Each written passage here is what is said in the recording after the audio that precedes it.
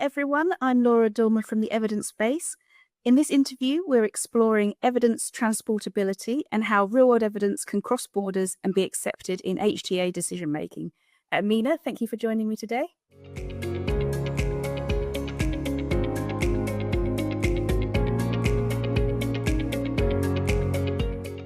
To start, can you explain what evidence transportability is and why it has become such a critical issue for companies and HTA bodies today? Yeah, sure. Evidence transportability at its kind of fundamental definition is where can we borrow information from one country or one data set and use it as a proxy for another country, another data set. So really just seeing where can we transfer data because non-local data isn't really feasible. So we're trying to see where we can borrow information. As far as why it's become such a hot topic or kind of more kind of interest in this, I think that's kind of a multiple factors at play here. There's a market dynamic going on where there's just an increased demand for RWE. I think we're finding RWE being leveraged more and more for HTA submissions because there's so many uncertainties when it comes to long-term clinical effectiveness, value for money, long-term kind of, basically cost effectiveness and value for money, and also generalizability of the population. So we just see more RWE in general being leveraged for HTA submissions. I don't really know many now that don't have any RWE used in some form or fashion, whether that's directly in the model or some kind of supportive evidence. I think that then plays into, because there's more of a demand, that local data isn't always possible. And so where you have more demand, clients are kind of looking to see where they can leverage local sources, but that's not always feasible for a number of reasons, whether that's, lack of granularity or lack of sample size, just not having the variables that you need for the data set, or just simply not even being able to access it, because not all data sets can be leveraged by pharma or other clients. And then I think the third reason I would say that's kind of at play here is really just a more pragmatic, practical one, which is everyone has limited time and budget, and you're trying to kind of get the most return on investment when you're investing in an RWE study. So if you can do a study in one data set in one country, and that can be a proxy for other markets, it's basically a great return on investment because you don't then need to go do multiple studies for the same results. And so we see people really wanting to be more efficient in the way that they want to spend their resources and trying to see what's the right data set or right country to kind of invest in, and making sure that can be serve as a really appropriate proxy across multiple markets.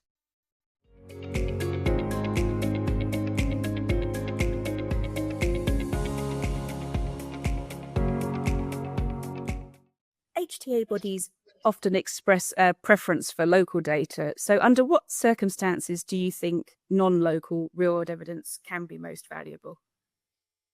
Yeah, I would preface by saying, at least at Lumanity, our approach is that we always try for local data. I don't think we ever propose transportability if we think there's a great local data source available.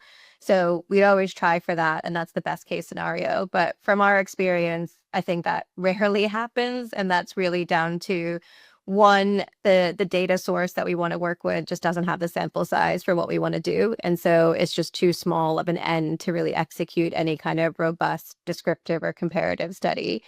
And then it's the lack of kind of clinical richness that might exist in the data set. The data set just might not have the variables that we want. So if we're looking in oncology to look at kind of the mutation status of a certain subgroup versus another, and the data set doesn't collect mutation status, it's just not really going to serve as the right data set that we want to work with. So there's just kind of a kind of lack of data there that we want to use. And then I think another area that tends to come up as well is the longitudinality of data sets. So a lot of times our clients want to use this data to look at kind of what will happen after the trial ends. So we want information, the trial will run for 12 months or 24 months, and they want to know what's happening at 3 years for these patients or 4 years, and really look at the full lifetime of a patient. And that requires longitudinality within a data set. And we find some data sets, either they don't have that because the structure of the data set, for example, in the US, people are moving across insurance companies, so you don't have that longitudinality. Or it could be very fundamental, the data set, and for example, in rare diseases has only started in the last year or two, and so they don't really have that follow-up yet to be leveraged. So it really comes down to these kind of practical reasons for how you want to use the data. You usually have some kind of research question you're trying to answer and some outcomes you want to measure. And we find when we look at the local options, things like sample size, follow-up, outcomes of interest, baseline patient characteristics, et cetera, are missing. And so that's why we tend to go kind of for non-local data as an approach. But all of that as well, I would say, is when you kind of position this to HTAs, it should always be kind of in a package. You explain that you've explored local data, you say you show what you have that's available, and then you show this kind of non-local data as supplemental evidence to kind of fill the gaps where local data is impossible.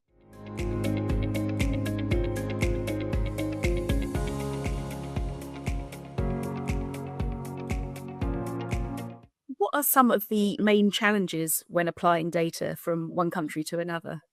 Yeah, there are a lot of challenges. That is not an easy thing to do. And I think it's definitely something that we've kind of tried to work on developing a bit of a framework for when we think evidence is transportable or not. Because, going back to what the first question of what does it mean, you're trying to figure out, can you borrow information from one country to another?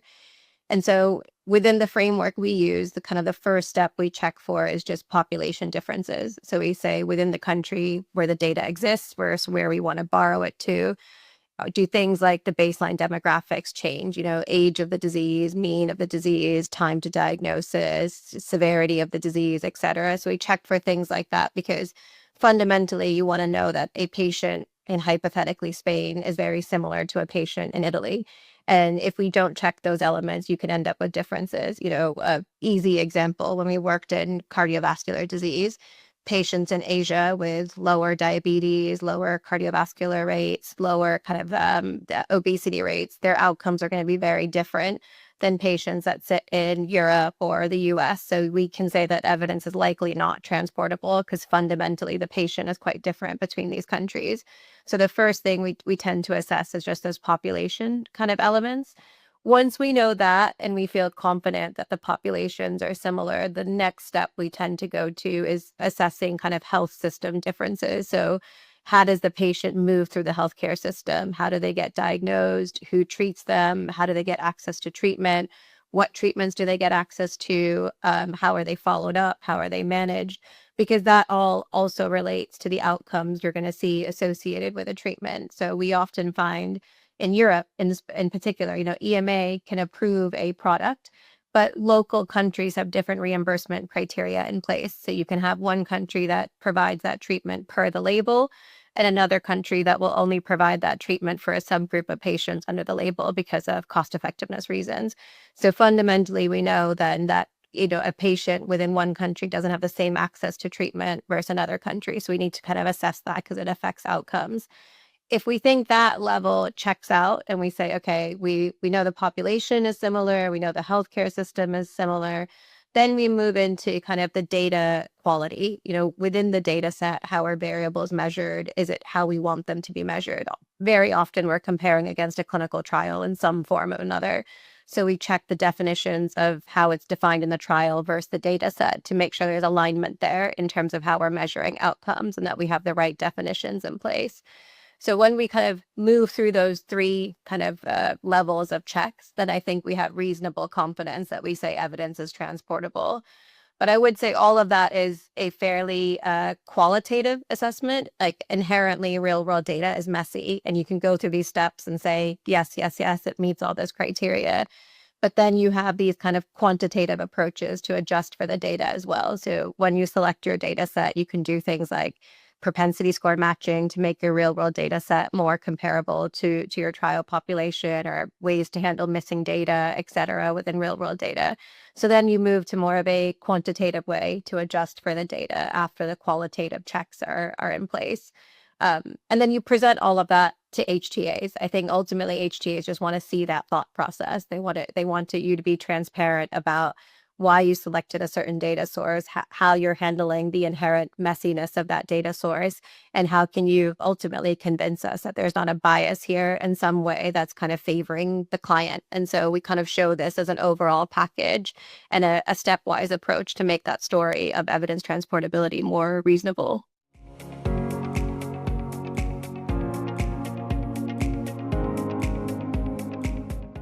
could you share any practical examples where evidence transportability has made an impact? Yeah, definitely. I think the most recent example we have, at least on our side in terms of projects, is probably in lung cancer. We were working with a client who was looking for European data in lung cancer. And the nature of the study required fairly clinically rich information about patients with lung cancer. So we wanted to know aspects around the tumor pathology.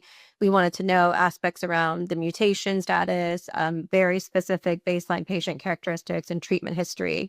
So we looked at a number of different data options across Europe, and we used that framework I just explained. We kind of checked the similarity of the population, checked the similarity of, healthcare systems, the granularity of the data. And what we found when we did that is population-wise, there was actually a lot of similarity in this indication of lung cancer. Health system-wise, very, very strong kind of similarity across the European markets. We were looking at most patients receiving the same access to treatments, the same kind of disease management. But when it came to the data quality, data variable aspect, that's where we noticed differences because not all of the European data sets had the really kind of tumor-specific variables that we needed. And the data set we ended up using was kind of our data set in the Netherlands, which is the Pharma Data Network. And the reason why we used it is because it has linkages to the National Pathology Registry in the Netherlands and the National Cancer Registry. So that kind of combined data set gave us kind of all the variables we needed for the study. And we ended up selecting that data source for the actual kind of execution of the study. And when we came to write it up and kind of present this to HTAs, we went through that exactly like that stepwise process I've just explained to prove that we hadn't cherry picked in any way, that we were really kind of selecting the most robust data source for the study, and that we kind of had a really clear explanation for how we came to that decision.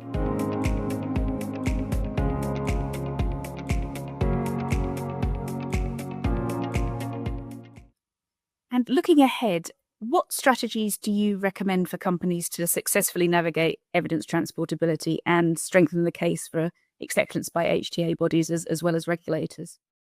Yeah, I mean, there's some really simple tactics here. I don't think I'm going to say anything groundbreaking or innovative, but it's surprising how sometimes clients just miss the simple strategies. Like we have so many clients that come to us and say, we want to execute a study in this database. We already know we want to use this database. We have access to it internally.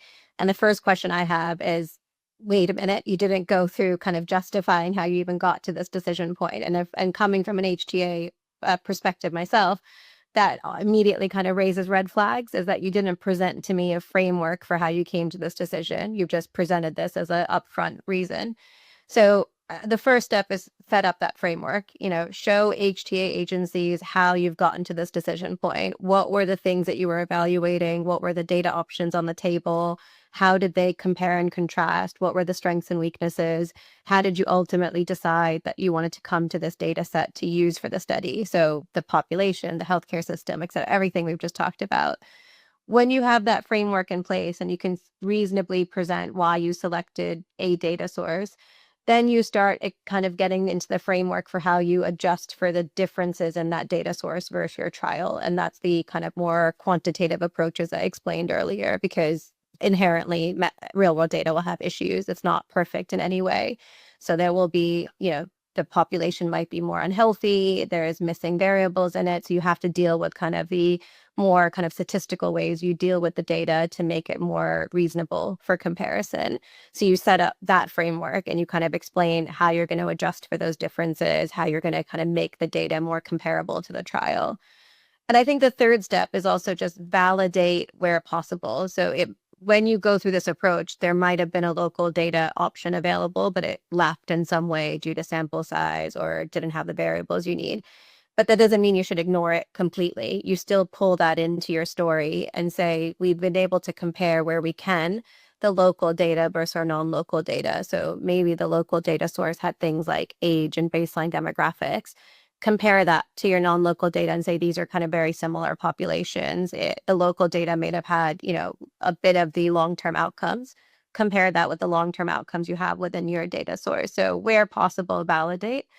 And I think the last step is engagement with HTAs. I think that's always something we recommend, whether that's formally or informally. You can go down the formal route and do things like nice scientific advice or kind of those types of avenues. But it also doesn't need to be in that type of format. Very often, if we're going to present something to an HTA agency from an RWE perspective, we hold some sort of, advisory board with HTA experts and basically ask them to essentially rip apart our story and show us the holes in it so that we're prepared when we go to an HTA agency, what questions are going to come back. And so that kind of pressure testing with HTA agencies, whether formally or informally, is something we always recommend as well.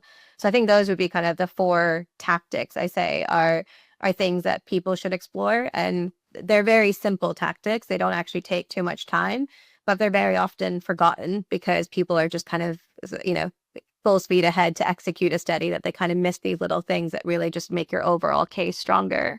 Perfect. Thank you. Thank you, Meena. It's been a really interesting discussion on evidence transportability. So thank you for sharing your expertise on that with us. And thank you to everyone for joining us on the evidence space. Thank you.